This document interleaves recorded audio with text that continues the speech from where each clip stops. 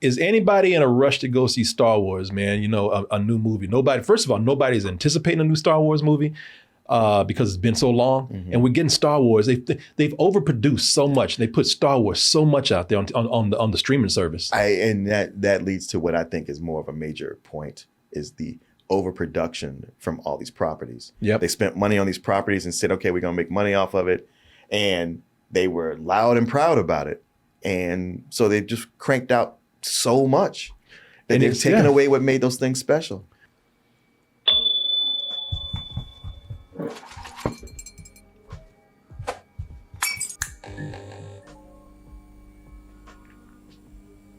December 8th.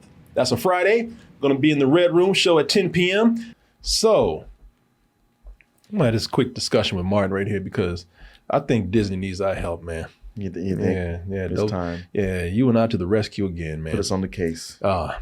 Poor Disney, man. Suffering. Disney did not have $1 billion movie in 2023 after having 7 in 2019. This is from GameSpot. We've all heard how so many Disney properties are failing, man. You know, first of all, we heard Marvel slipping. Star Wars ain't had a movie out in a long time. Been all right with the shows, but even then, they still hit and miss. Yeah, exactly. Poor Indiana Jones couldn't make a comeback. Even the Disney Princess formula, man, wasn't happening this year. You know, and so when you start looking at those individually, you know, it's like, man, that's bad. But when you lump them all together and realize, oh shit, that mouse owns them all. Yeah. This is not very good for the House of Mouse. Then, it looks like it's a big problem. And I just thought we have a discussion here about, because one article said, is Disney a failing brand? Which I thought was an interesting way of saying things. It's kind of a shitty way of saying things. Well, they are failing in a way right now, and they are a brand. So when you put that together, let me just say this. Disney, I believe in the 80s, Disney went through a rough patch. Disney was trying to figure itself out with a lot of things. In fact, I can even tell you that Disney had another, it wasn't streaming, but it was a cable channel, the Disney Channel. And when they had that, it took a long time for them to figure out what to do with that. Right. Now they're doing way better than with Disney Plus, but Disney got to the point where they were in dire straits so much that they had to create studios to release rated R movies. Yeah. So Disney they have a way of, every studio, every bit of entertainment goes through a slump. So Disney has done this before. Right. And come back. It's just a matter of figuring out what they're going to do. But I think it'd be kind of fun to talk about this. First of all, Disney is under a lot of controversy. And a lot of people saying they're under controversy from a lot of conservative people out there. There's a conservative backlash that's going on. And I just want to say, man, yeah, maybe because, there was backlash over things like The Little Mermaid, you're too woke. Disney is, butting heads with Ron DeSantis in Florida. Yeah. Now, before we go in and start talking about conservative backlash, let's just mention that conservative backlash did not hurt a couple of huge movies this year. Diamonds under my eyes. This is the best day ever. Now, look at me, listen. Boy, them conservatives hated that trans woman right there, man.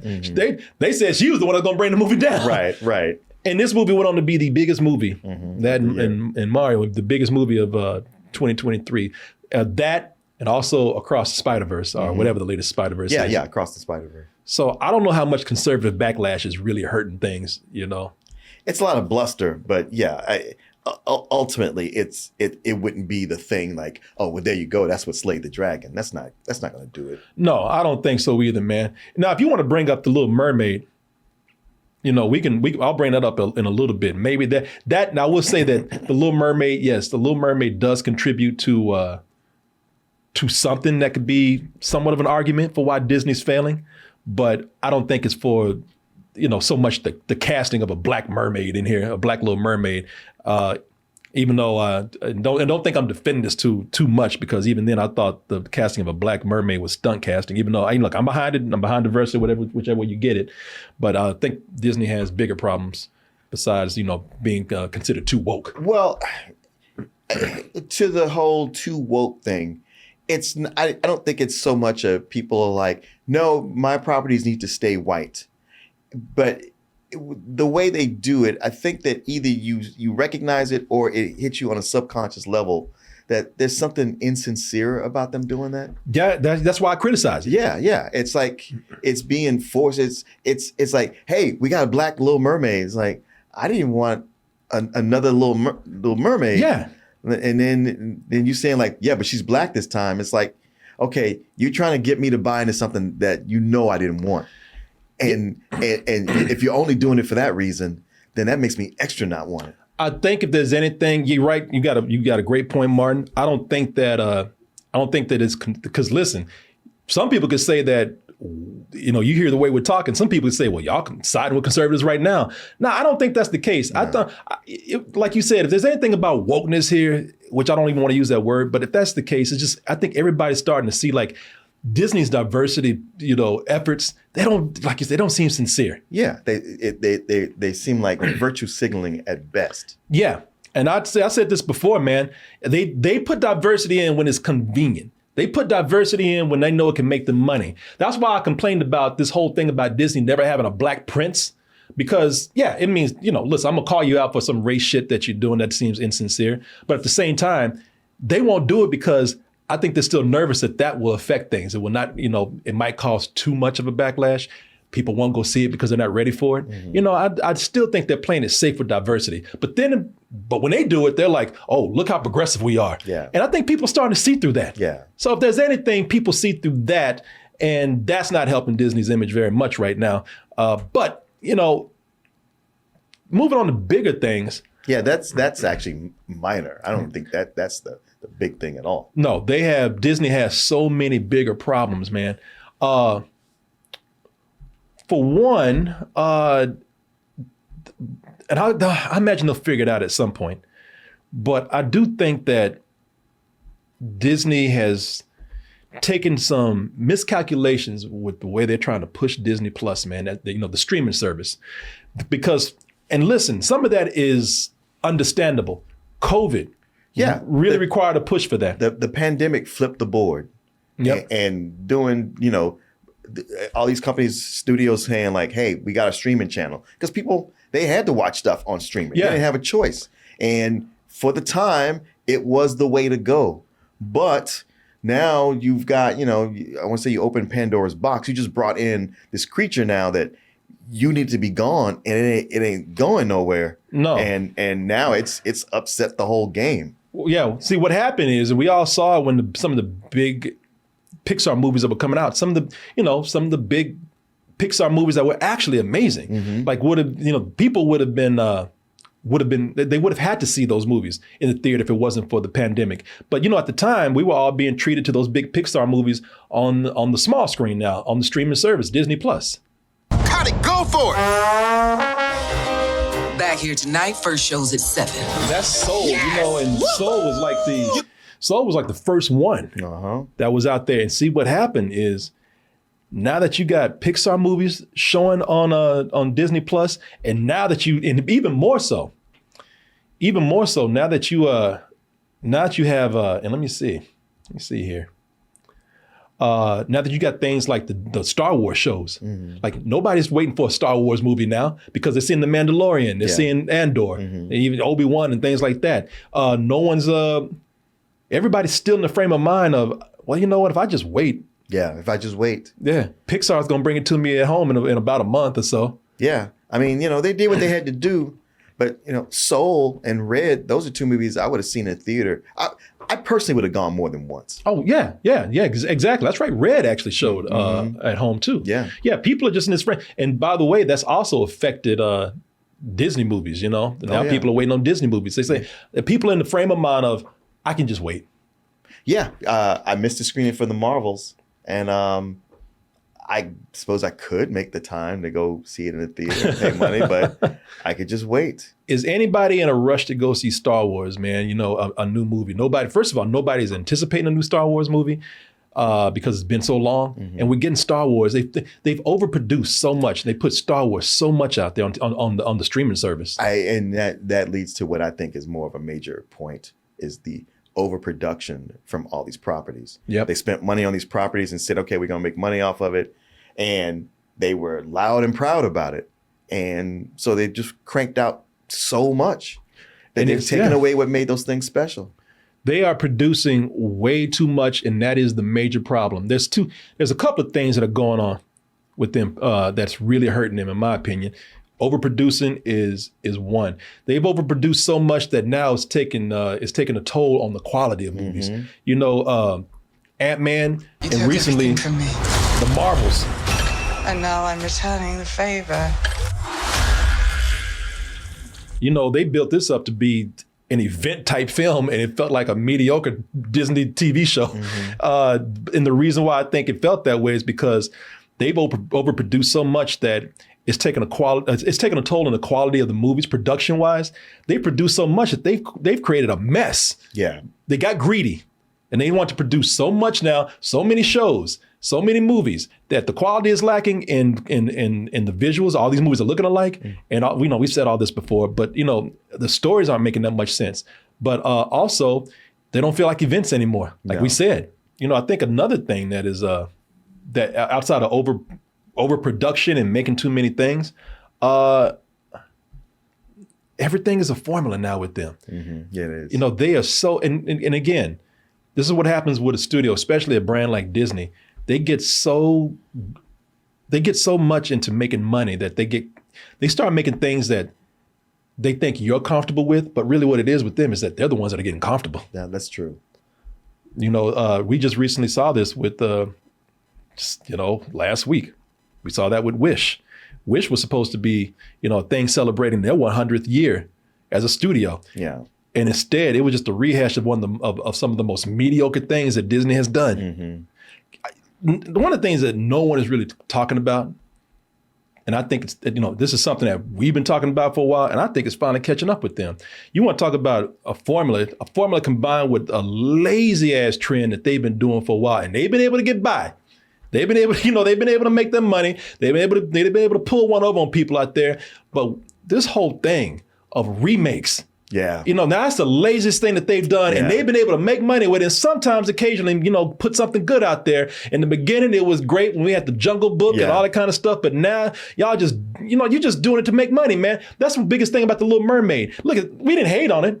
We didn't hate it at all, but we just said, you know what? It's why? just there to make money. If the most you can say with this is that it's a decent money grab. Yeah. That they didn't completely shit it out, but at the same time, you kind of feel like, hey man, if you are gonna go back to the well and do a live action Little Mermaid, okay, what are you gonna do with it this time? Yeah, all these things. Well, she's black. Okay. That don't. But what are you going to do with it this time? Well, I'll tell you what, if you're going to do that, why don't you do a full black version, like pull the culture in there and all? Why'd you have to take place in the waters near Africa or something? If we're going to really, now that'd be something different. Yes. And another thing, these gimmicky movies, because that's what they are. They're gimmick movies, man. The whole gimmick of remaking their animated classics, that's a gimmick. Here's another gimmick that they tried to do, and I'm glad they got called on it and it failed. I don't want to wish anything bad on anybody, but that's what you get. Mansion is unhinged.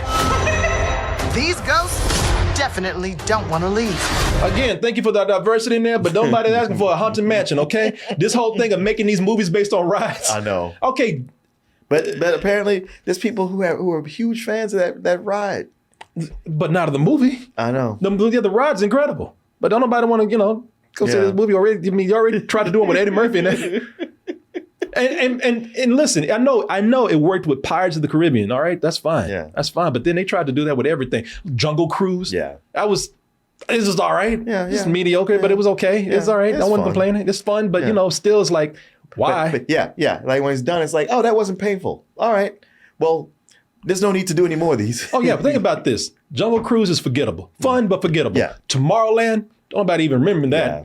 Now they got the first Haunted Mansion. I think it made money, but that wasn't a good movie. And now And now you got this one. And again, they just, listen, it's not, they're a studio, they got to make money. I get it. But you just got, people begin to, when you start to do that trend too much and you do it with mediocre movies, people recognize that you're just doing cash grabs for them. Mm-hmm. You're not really trying to produce anything like you did with the effort that was put into Pirates of the Caribbean. Right. You know, overproducing, putting out too much stuff, you water down your brand. Because where before, when people saw your name, they went, "Oh, market quality, got to check this out." And now they go like, "Well, what's this one going to be?" Exactly. You know, and listen, I don't know. I just kind of left this out there. I don't know what to tell you about Poor Indiana Jones. Maybe that's something they just should have left alone. You know, I don't know. It's almost like they just made it because they had the property. I don't necessarily like for things to fail. I don't revel in that. But I was a little bit happy about this one. Well, you don't listen. I get it. You don't like things. You don't like for things to fail. But if they fail and a lesson is learned from that, or we can have some self improvement from that, or go up from there. I mean, so is that what you're saying? Yeah, I to a degree, I'm saying that. I mean, I hate saying that because it's like, well, it's good you failed. Maybe you learned something. I'm like, I'm not because you like the movie. I'm not the judge. I don't get to decide that. You know, that's up to you.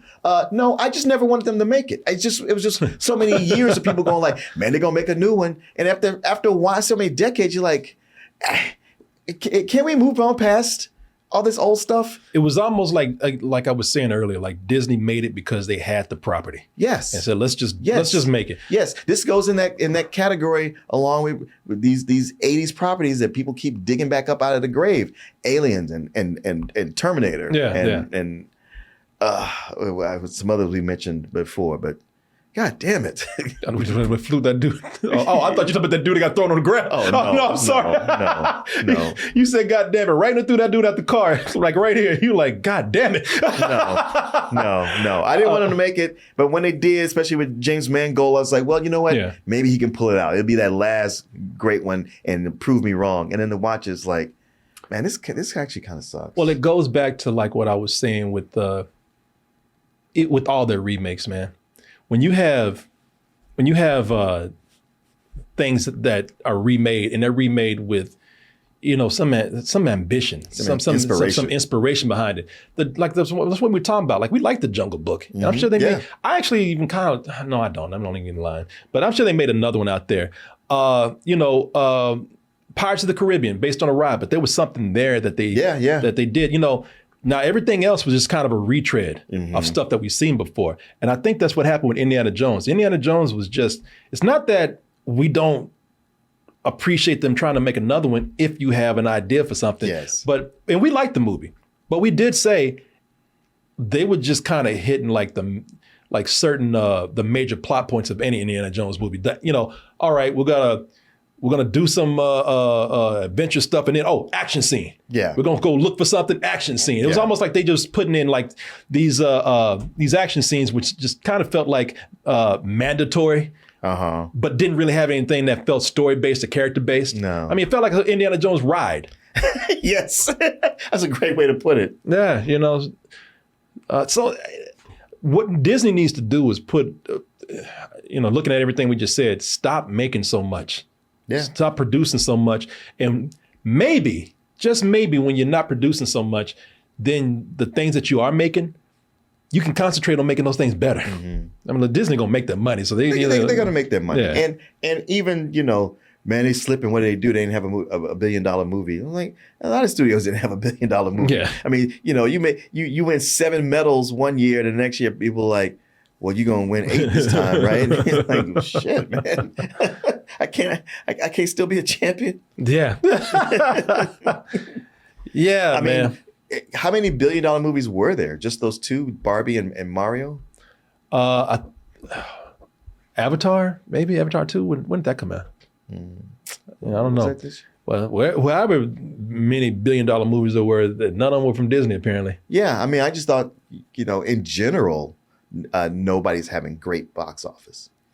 Warner Brothers, they certainly hit with Barbie, but so many of their other things haven't been doing so well. How did shut up. I'll tell you something. No, I'm gonna tell you something. How did Guardians of the Galaxy 3 do?